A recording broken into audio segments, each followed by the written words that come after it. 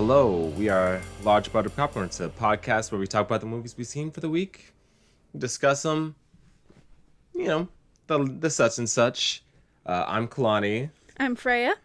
And, what have we seen this week? This week we have got 5 movies that we're going to talk about. One of them, actually 2 of them, are like re-releases of older movies that have been put into movie theaters. So we're excited to talk about them because for both of us, sort of the first one we're going to talk about, I've seen the first 30 minutes of it, but never fully. Mm-hmm. But yeah, it's our first time seeing both of these classic movies. We have a documentary to talk about, and then 2 new releases. Yeah. So yeah, this week at home we watched Crybaby and Decision to Leave. Yeah, both were pretty good. Yeah, they're both of them fun. With that being said, I think we'll just jump straight into it. I don't think we've got anything else to discuss, if you can think of anything. Not off the top. Okay, we'll just jump straight into it then. Okay, so on Monday, we started the week off by seeing Caroline. This is directed by Adam Remier, and it stars Samara Weaving, Carl Gallagher, Kira Sedgwick, and John Grise, as well as other people. And I rated it a 3.5, and Kalani rated it a 3. Mm-hmm. All right. You have any top-of-the-line thoughts for this one you want to get ahead of? Not really. It's just, it was a fun movie. We both like both the main actors in this movie, so we were looking forward to it. And we really like Dinner in America, which is another movie that the director's done. Also starring Kyle Gallner. Yeah. Yeah, so it's a little crime romance. Yeah, it's like a kind of a more modern Bonnie and Clyde story, which is fun. It's very Southern America, which if that's your kind of thing, you'll probably enjoy it. I feel like that's kind of not what put me off, because I did enjoy it, but I guess it's just it surrounds a culture I'm not as enthused and familiar with. Yeah, I thought it did the whole kind of set in the South decently well, but it's also it's not something I feel particularly connected with, especially this particular brand of it. Yeah. But the performances were all solid. Yeah, no, definitely. Some needle drops, some song choices that I guess aren't my favorites, but they fit the movie fine. Yeah, and especially the main character Caroline, who's played by Samara Weaving. She's quite a complex character, which is always fun to see. She has different motivations as to why she's doing the stuff that she's doing. And a lot of it surrounds her family life with her 2 parents. She has a mom that kind of left the family when she was very, very young at an exact age, and so that kind of informs a lot about what this kind of introspective look at her, that this has always weighed heavily on her, that her mom left, and it kind of informs a good amount of her decisions, especially the main decision to kind of go towards Carolina. I think we're both kind of hitting on the same through line of the movie of this of Caroline being this kind of complex, layered main character. And for me, that's one thing. It's related to the one reason why I think this movie didn't grab me all the way. It's I think there's this big. I feel like there's this important theme of identity and her search for that identity. That I felt like I had a hard time kind of parsing or putting into perspective for the film a little bit. So I had a hard time kind of. I could tell it was an important theme, but I had a hard time really connecting the dots myself for it. I kind of I don't really feel either which way on this movie. I enjoyed watching it, but after I left the theater and thinking back on it, I'm kind of just Yeah. I kind of feel nothing happened during the movie, but I know stuff did. Yeah. It was just it wasn't really that impactful for me. But that being said, I did enjoy it, and I enjoyed the actors in it. But yeah, it just like wasn't too it didn't grab me. Yeah. That's what I'm trying to say. I wish we kind of got more of her like, you know, just her inner thoughts about things, because we have her asking questions about like the morality of the crimes they're doing. Yeah. But then like that's all. Like, I mean, know it makes her sad, but I would have liked to get just peer in the character's head just a little bit more. Yeah. Yeah. So sometimes I kind of felt like parts of the movie felt a little, not in a bad, like the worst way, it felt a little surface level in a way. Yeah, no, I agree. That's like, yeah, this, I guess what I'm trying to say is like, yeah, it was very surface level. It just like didn't really like grab me in any sort of special way, which is unfortunate because I was looking forward to it, and like I say, I do really enjoy the actors that are in it, but yeah, it just didn't grab me. One to like it more than I ended up. Yeah, that's definitely like what I would say. And then it's not a film that I'm like, I'm not thinking about it. Yeah, much. I'm not thinking about, but like I still enjoyed it, and like I would say like I definitely had a positive impression. Like, so I know people would like it. It gave me a positive impression, but yeah, it just wasn't. Yeah, didn't feel special to me. Same. Yeah, I actually I don't really have anything more to add to it. It was a solid flick. Yeah, no. If it sounds interesting to you, if you have watched Dinner in America and you enjoyed that, I would say give it a go. You might enjoy it. You know, Kyle Gallner always plays like a little bit of like a psycho. Yeah, all his characters have sinister auras in 2020s. Yeah. So if you enjoy that, then maybe you'd like it a lot more than us. Yeah. But that being said, again, it's not a bad movie. I enjoyed watching it. It just sort of leaves more to be wanted. Yeah, but it felt like it was just didn't leave me feeling full. Yeah. All right. Moving on to the next one. Yeah. Next, we're going to talk about Ichi the Killer from 2001. We saw this at Sunray Cinema with VadaVision, I believe it's called. Yeah. As part of their Pride Month showings. So I was very excited to go see this on the big screen. This is directed by Takashi Miike. And it stars Tadanobu Asano, Nao Omori, Shinya Tsukamoto, Sabu, and Pauline Sun, and we both rated it a 4. Yeah, this movie was a fun ride. Yeah, this is the one where I'd seen maybe the first 30 minutes of it, and it was years ago, and I couldn't really remember anything. I just kind of remember Kakihara's like interesting character design. Very straight out the pages of a manga. Yeah. But yeah, this was like so fun. Yeah. And if you've seen our previous videos, you'll have seen our Clockwork Orange review, and I feel very similar to this movie as I do with A Clockwork Orange. Oh yeah, same. So Ichi the Killer is just like, it's like a pure like sadomasochistic violence flick. You know, Kakihara is this character who's a sadomasochist, but he's looking for like the ultimate pain. He wants someone to like give him this like intense ultimate pain, basically kill him. Yeah.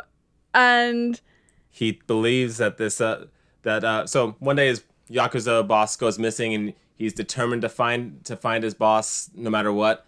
He learns that his boss may have been killed by someone named Ichi, and he starts romanticizing this idea, this amazing mythical figure Ichi that's such a brutal killer. Oh, all his movies so gory, so bloody at parts. Like comically gory. Ichi leaves an actual bloodbath behind, and so Kakihara kind of sees the aftermath and starts like, oh man, Ichi might be able to give me exactly what I'm looking for. Okay. So yeah, it's like all out sort of violence, you know, this gore violence, but like with this comes like a theme of like the sexual brutality, even I will say, of like women.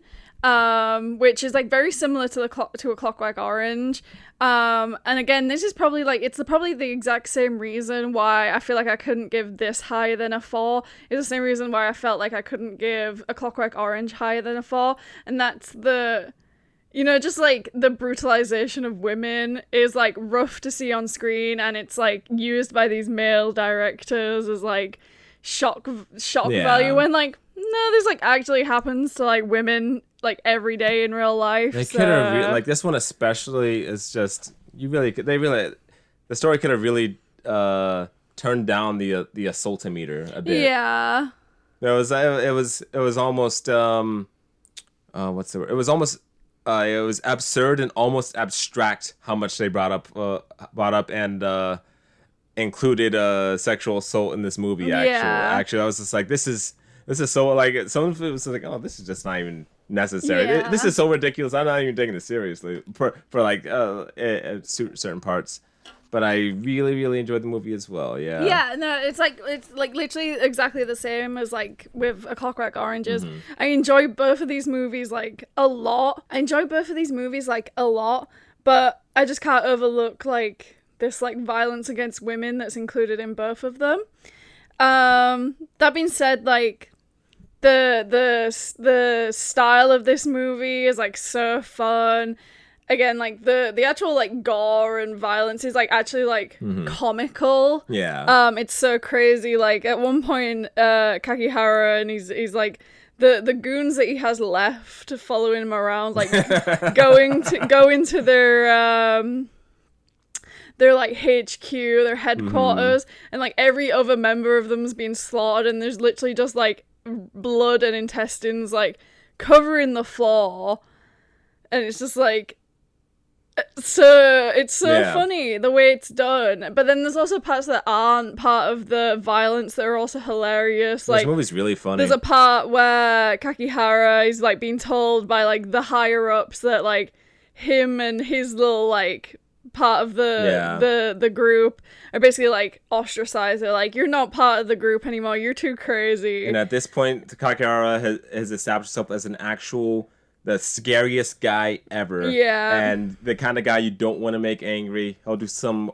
horrible, unspeakable act to you. So as they're ousting him, it's so hilarious because they're so terrified of what his reaction might be. And he like just at first he just leaves calmly and everyone's like, oh. Is that a bit too easy? Yeah, did that like go easier like than expected? And then he like comes back in and he's like, BT Dubs guys, like I'm actually just gonna take over this part of the Yakuza and like we're gonna be our own little gang. Okay. But yeah, no, it's a great movie. It was fun to like see it in like a theater full of people. Although like I don't know what it is with like some people who like go to see like these niche re-release movies can be like the most annoying no theater etiquette people ever. Like one guy to my freaking left was like tapping his foot, and actually not even tapping his foot. At one point he was like actually full on like stomping. And that pissed me off. And then to our freaking right, we had the freaking Tampa giggler. Like, laughing it up. Which, like, the giggling doesn't bother me as much as, like, the foot tapping. But, like, sit still. But, yeah, it's still fun to, like, see it in a theater filled with people. Yeah, movie's ridiculous. It's, like, insane that, like, the movie's named after the freaking incel. Yeah. Like, Ichi's, like, an actual, like, incel, gross, awful man. It's funny. When you're first watching the movie and first see Ichi, it's like, you're thinking, oh, is this guy, like, a sympathetic kind of figure? And we're gonna learn more about... Oh, no. He's actually just, like, kind of a freak. Yeah, and then, like, Kakihara, who, like... You know, he's, like, a bad guy, too, but, like, he has, like, an art to it. He has, like, he has, like, drip, he has swag, he has bleach blonde hair. So you cool. know, he's cool. He's awesome. So, like, why are we naming the freaking movie after Ichi when, like, Kakihara's there? And also, you're putting Kakihara on all of the freaking posters. Because Ichi's face of like... I was actually, when I was like getting all the like research stuff done, there's actually a prequel Really? And it tells the story of freaking Ichi. What a freak. Nobody wants that shit. We want to know more. We want to see more Kakihara. Funny. Who also happens to be freaking Raiden from Yep. the new Mortal Kombat movies. Mm-hmm. Which, you guys know my opinion on Raiden. He's like the worst Mortal Kombat character ever. Because he's like, he just doesn't do shit. Do something. Like, save us, help us. But, the older gods. But as Kakihara, he's awesome. So. Yeah. Yeah. Big things that are kind of knocked off points for me with this movie are the excessive. Like, it was just like, I'm like, okay, this came from a clearly very edgy manga. I get it. Probably source material. True. That manga is probably edgy as hell. I think I remember reading the first couple of chapters a long while back. Edgy as hell. It's fine. I get it. It's a bit egregious. And the very ending is a bit nonsensical, and I found online what the ending was and was like, oh yeah, that definitely happened, but the movie did not like tell me that. But it did show that, but the movie did not like make that clear at all. Yeah, you said I won't even say it's absolutely weird. ridiculous. Yeah. Funny Funny movie, The Buff Yeah. Guy. Yeah, it's like towards the end it just gets absolutely like ridiculous. But like in a fun way. Yeah. And then like the full on like ending is like a little bit confusing, but like as Kalani said, I guess they kind of were doing like, if you know, you know. And I guess like maybe the manga was like a lot more popular in Japan, where like a lot more Japanese viewers upon like seeing it for the first time in the movie theaters are gonna be like, oh, I know what this is. Yeah. But as watching it as like an American, well, people living in America, I'm not American, but like as in an American movie theater, and you've never read the manga and you're not aware of it, it's like kind of like, I challenge someone to say, you just missed the clues. Yeah, I challenge what the you. hell? Sure. I didn't get it, but like the majority of the movie makes up for it. The movie's great. Yeah, it's fun. Ichi the Killer. Yeah. It's fun. Yeah, go check it out. Oh, I actually I think it probably came in. I think I carried it up the stairs. I grabbed one of Takashi Miike's other movies, Audition. So we have that. Oh, you bought it on DVD or? Yeah. It's in the room. It's in the Okay, package. cool. Yeah. Ichi the Killer. Yep. 4 stars. We're gonna move on to our next movie, which is Call Me By Your Name from 2017. This is directed by Luca Guadagnino, stars Armie Hammer, Timothy Chalamet, Michael Stelborg, and Amira Caesar, and we both rated it 4 stars. Yeah, Luca Guadagnino. I think he did Challengers. Did you After the Hunt? Or was After that the Hunt, guy? Bones Yeah. and All. Oh yeah. We've seen a good amount of his movies. He's solid. Yeah. Yeah, this is our first time seeing this, both of us. And obviously we've heard a lot about it. We know it's very popular. And yeah, it really sort of lived up to the expectations that had been set from like hearing stuff about it. Very good, like understated kind of slow burn romance. Yeah, no, definitely. And it my favorite thing about this movie is the era that it's set in, of the 1980s, where, people knew that gay people existed, but it still wasn't like widely accepted by everyone. And also gay marriage wasn't legal, and yeah, it's just like a really good era to set this like gay story in. Yeah. It's the thing that I really loved the way this movie used its soundtrack and music. I really enjoyed the soundtrack. I really enjoyed the way the soundtrack was used. The piano score for a lot of the movie really left an impression on me when it's decided to be used, when it's more silent. It was very the movie's very intentional. Yeah. Yeah. No, I agree. It was just a very nice view, and it's very pretty to look at as well. Yeah. The Timothy Chalamet and Armie Hammer are both good in their roles, and what's his name, Michael Stelborg. What role was he? The dad, I believe, and like the professor. He was great in his role. He has a great scene towards the end. Yeah. This movie, I think. Did I cut you off? No. Okay. This movie, I think, it's one that's probably gonna grow in the back of my mind over time, because I even only 9 years after its release, it feels sometimes more distant to the fact that we in 2026 take for granted this acceptance of gay relationships, especially as like someone that leans on the left.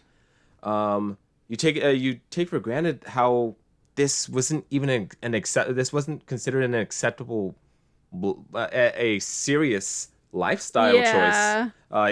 It was considered a lifestyle choice to be able to pursue a relationship at that time instead of like just a life. In 2017, gay marriage legalized during the Obama era, maybe less than a decade ago. Now we're two decades into gay marriage being legal. Sometimes it feels so distant when it's like, no, this wasn't a long time Yeah. ago. There are people alive today that went through that, and I feel like it's because of that distance. Over time, this is only going to grow in my mind, especially as we keep on living life and keep on running into people that are ignorant and bigots. And like, this movie is really. I appreciate the perspective. I know this perspective is going to grow with me over time. Yeah, I agree. Yeah. Yeah, it was like a beautiful story. Yeah. I actually can't fault the story at all. I thought that the soundtrack was really good for it. There's a lot of songs that like I've heard, and I'm like, oh, I didn't realize that this was like in this movie and stuff. Oh, we don't want to get copyrighted, but I'm not gonna get copyrighted. I know. Nobody's claiming our videos. We get 30 views. We're gonna blow up. Great performances, but Timothy Chalamet, especially in the back half of this movie, really does a great job portraying this sadness and anguish from this relationship he only kind of got to have a taste of, and in his head, the character's head, he knows he'll never be able to feel again. Yeah. There was like real chemistry. Like it felt like there was real chemistry between Timothy Chalamet and Armie Hammer in this movie. Yeah, the setting's beautiful. The background of the study of the Greco-Roman studies. Lovely like it was a great inclusion of like the art and the culture. And Armie Hammer's description of some of the statues as sensual. Yeah, it was Yeah, I really can't like find a real fault in this movie. Again, and we've discussed it in the past. Like, we usually like when we rate something like a 4, it means it's like really good, like up there with the best, but like not quite life changing usually. That's why I'm like, I think this one's gonna grow over time. Yeah, and like I say, like I think this movie's awesome. I think it's beautiful, but it's not like I didn't feel like life changing, and I think it will probably remain at a 4 for me. Yeah, I can see it maybe going to 4.5 for me, but sometimes the difference between a 4.5 and a 5 is like almost negligible. But like you feel it in the theater, right? Yeah. Like this one feels like a 4 because I recognize it's very good. I enjoyed it a lot. It feels very important. But I know there are people in that theater that were tearing up during the movie, and I just happened to not have that. Maybe on a reviewing I will, but I think I guess I think about I'm like I really do enjoy this movie, and another thing that kind of popped in my mind was and kind of plays into the father's discussion with Timothy Chalamet's character Elio in it, but their romance existing is a tragedy. Yeah, it's a romance that neither one of them will ever be able to pursue, and that's the tragic part of it. And that's why I feel like it, if there's a chance like we watched this in 2017, this would have been like an easily 4.5, not even a question. But sometimes I feel like I wonder if like am I just maybe a little removed from the moment, and it'll just might grow in the back of my mind. I'm not sure. Yeah, no, that's an interesting thought. Yeah, but movie's really solid. Yeah. Don't really have any notes. It's like Ichi the Killer was a 4. Like we actually kind of did have that feeling of more of us like there's some glamour, there's some glaring hang-ups. Yeah, it's like if the problems that I discussed when we were just talking about Ichi the Killer were there, then I think this could easily be like a 4.5 or even a 5 to me, because I think it's just like so ridiculously awesome. You know, any movies that I've really spoke about that do have that like 4.55 status, like they usually have some form of like ridiculousness of like campiness, stupidity kind of vibe to it, just because that's kind of like what I like in a movie, and like Call Me by Your Name doesn't have any of that whatsoever. So very understated, very reserved. Yes. Like even I can't remember what I rated Bones and All, which is also by this director, but that has that slight ridiculousness to it. I mean, it's about cannibals, so I would probably say like I preferred that to this, but they're both, I think they're probably give them both a 4. Yeah, I definitely enjoyed this one more than Bones and All, but I'm one of the few people that like we're one of the few people that actually like fucked up After the Hunt a whole bunch. Yeah, so I liked After the Hunt too. I really liked After the Hunt, which is probably more grounded than Bones and All. But the things I had with Bones and All were less about the subject material, just probably just like little things. Yeah. Yeah, but I like Uluku Guadagnino. Yeah, same. But yeah, you ready to move on?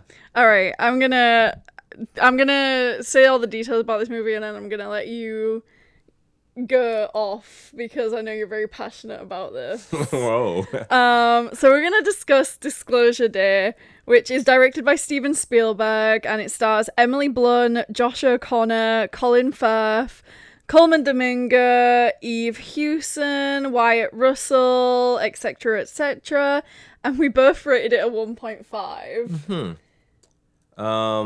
Let me get all this preface it with all this. There are so many talented people involved in this movie. John Williams does the score. Steven Spielberg, legendary director, at the helm. Josh O'Connor, Emily Blunt, Coleman Domingo, Wyatt Russell. There's a lot of talent behind this movie.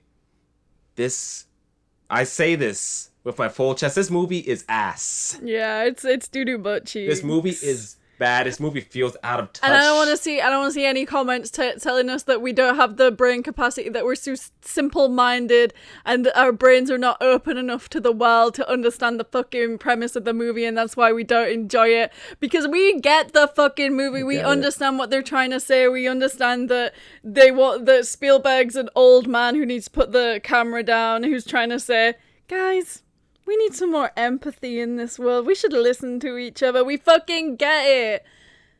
We just don't care. Maybe it's profound to people who have never had a single thought of showing empathy to their fellow man in their life before, and that Spielberg's like opening their eyes to some shit. Not me, because I have empathy for my fellow man already. I don't need a little green alien guy with big old eyes to tell me to listen to my fellow man. Yep.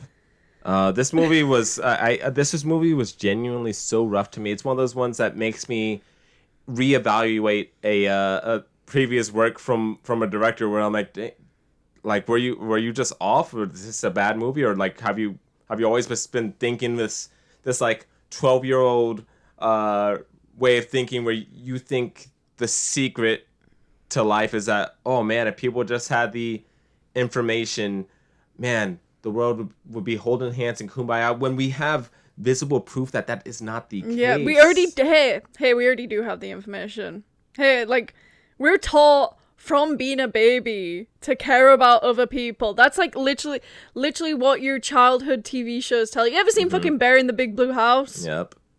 That's what that shit's all about. Like, and just because I don't feel like the comments are saying, like, where I go in the nitty details, I won't talk about the lack of chemistry between Josh O'Connor and his romantic lead. I won't talk about the ridiculousness of calling an alien supreme being when you just saw a video of it getting punched in the face 2 seconds ago.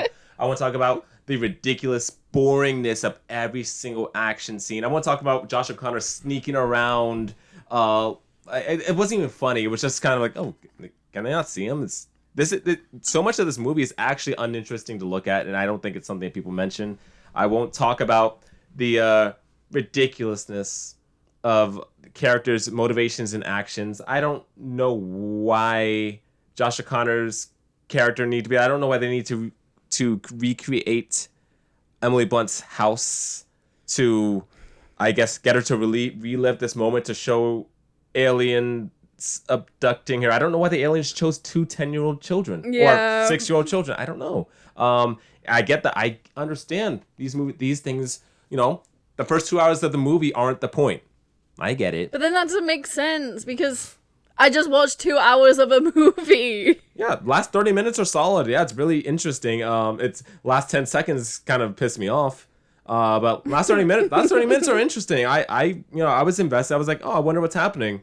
It didn't work. This movie isn't good. I don't know what to say. Yeah, it's just straight up isn't good. And we went with my sister-in-law, Kalani's sisters in, and when the movie finished, we were all kind of looking at each other okay, did we all feel the same way about that movie? And luckily, we all did feel the same way about that movie. Yeah, no need to soften the blows for anyone's feelings. Everyone hated that shit. But it just didn't work for me. I'm jealous of people that got to have an emotional reaction to this movie because they started showing the movie I was watching. I was like, okay. Yeah, oh, that's cool. Oh, that's cute. Oh, that's cute little CGI. Oh, practical. Oh. Yeah. I did not have an emotional response to the end of this movie. And then the freaking not even little alien, because for some reason it's big and tall and gross, gets wheeled in wheelchair style at the end, freaking entombed in some sort of jar. Egg. Yeah, either one. And opens his big eyes. One eyelid at a time. And and he should have gone. The alien should have spoke and should have gone, I'm here to tell my story. But he didn't. He just whispered some BS. Yeah. First 2 hours of the movie, I honestly, the only parts that felt genuinely decent were Emily Blunt's portion. There was humor. There was there was a bit of a mystery to it. It was interesting. That part was interesting. Then the watching this character go through this new experience, interesting. Yeah. All of Josh O'Connor, all of Coleman Domingo, all of who's the villain character? Colin Firth. Colin Firth.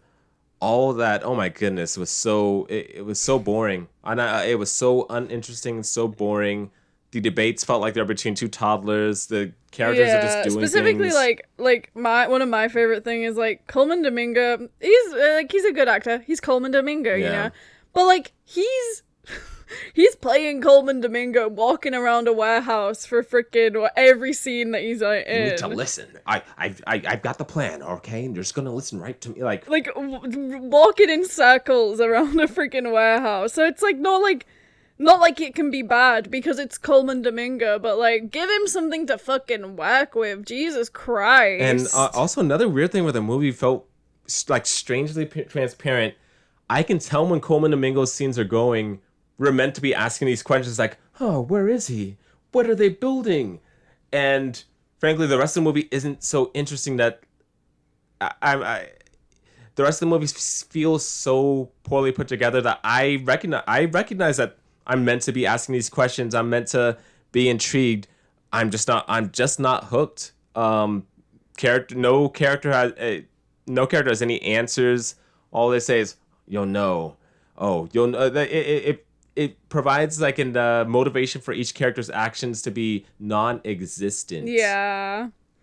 Except for Josh O'Connor's character, which is his motivation is the romance, but the romance is so unconvincing. Yeah, it's just it's kind of a bizarrely bad movie, and I actually can't really wrap my head around how people are calling people us the dumb people for not enjoying the movie when you're eating up alien slop. This movie, I wish I could truly communicate just how rough this movie feels to me. I'm doing my best, but this is the bottom 3. This is in the bottom 3 movies this year for me of new releases, and it's next to Psycho Killer, an absolute slop of a murder slasher film, and Strangers Chapter 3. Enough said. You know, it's like I think it's above those movies. I'll be nice, Yeah. but this movie's like rough. Like, yeah, it's unfortunate. The pretentiousness is what Yeah. really is just really what pisses me off of this movie. There's a pretentiousness to this movie and its message that I can't get over. Scary. Yeah. Yeah. That's how I feel. Any other words you want to add? No, this movie's bad. I actually have such a hard time like understand like I understand why people like it, and it makes me sad. Yeah. It makes me sad that like that's enough, that works for you. Yeah. Disclosure day, guys. It's disclosure day. Yeah. Shut up. It's kind of rough to get through. Yeah. Nice effort. I can tell people tried. I don't like putting down stuff that much, but like this movie has a message it thinks is profound, and it's very insulting.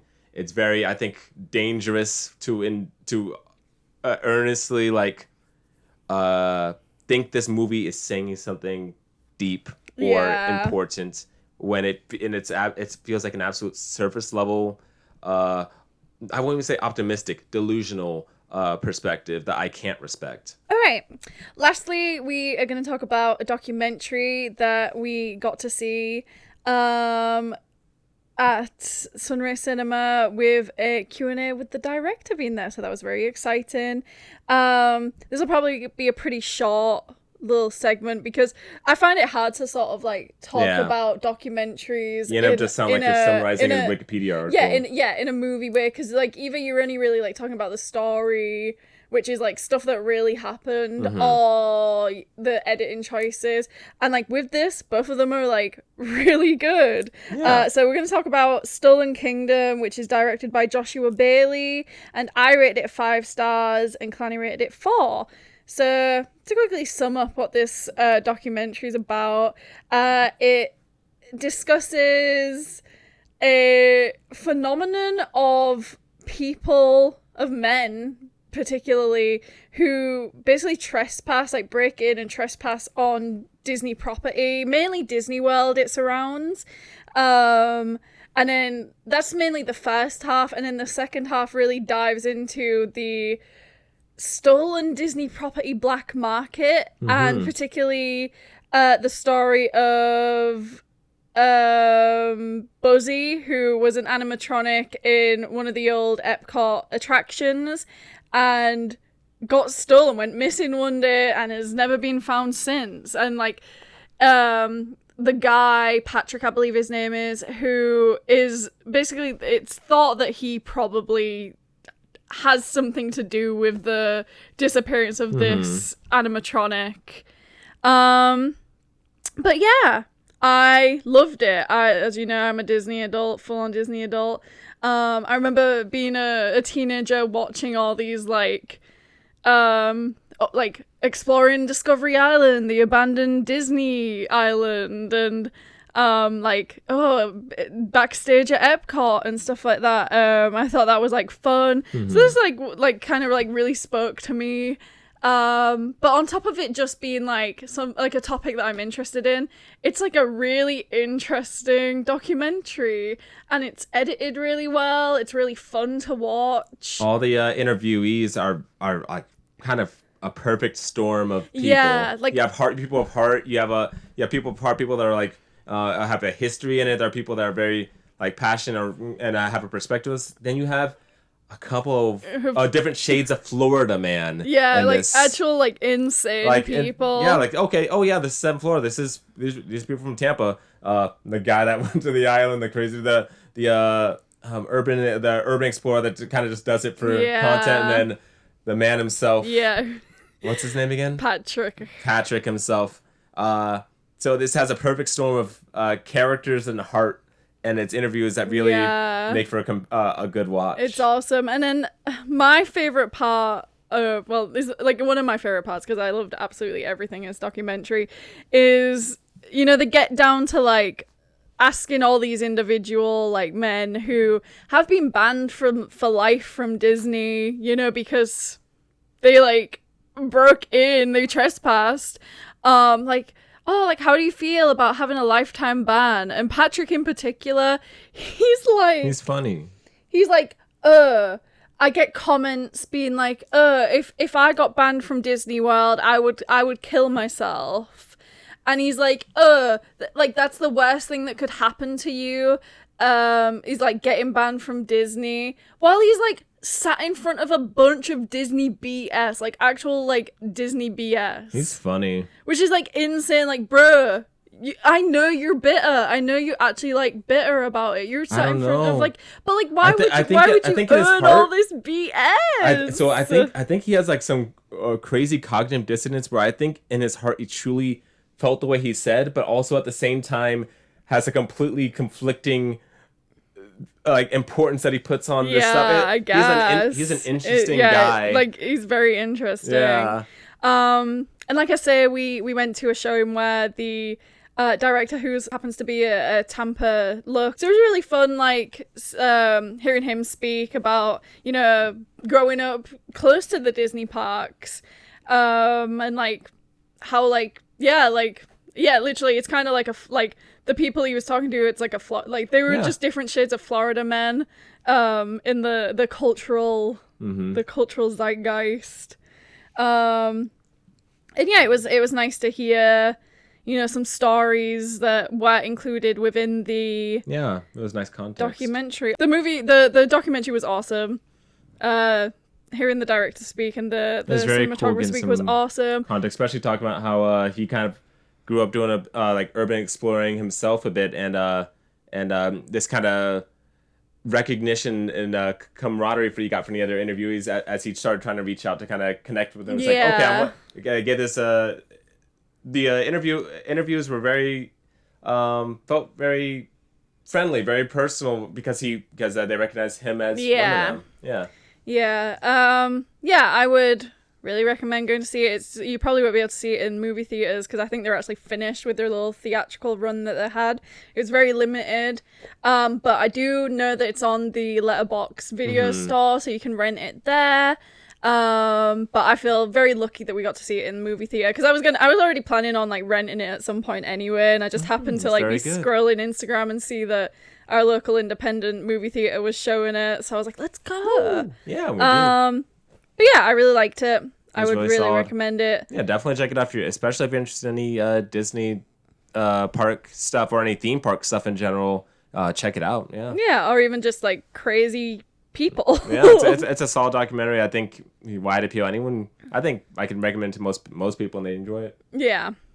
All right. That's everything we're going to talk about. Yeah. We're going to wrap things up. What is on the docket for this week? All right, this week. So Monday, mystery movie, and what was it? Stop That Train. So yeah, those are concluded in the you'll find out our thoughts on that in the next week. Then on Wednesday we are finally seeing Scary Movie 6. Yep. Then on Friday we got a Stacks Day. Across the weekend, these are the plans. We're gonna see Moonlight, which is part of AMC's Pride Month showings. Toy Story 5.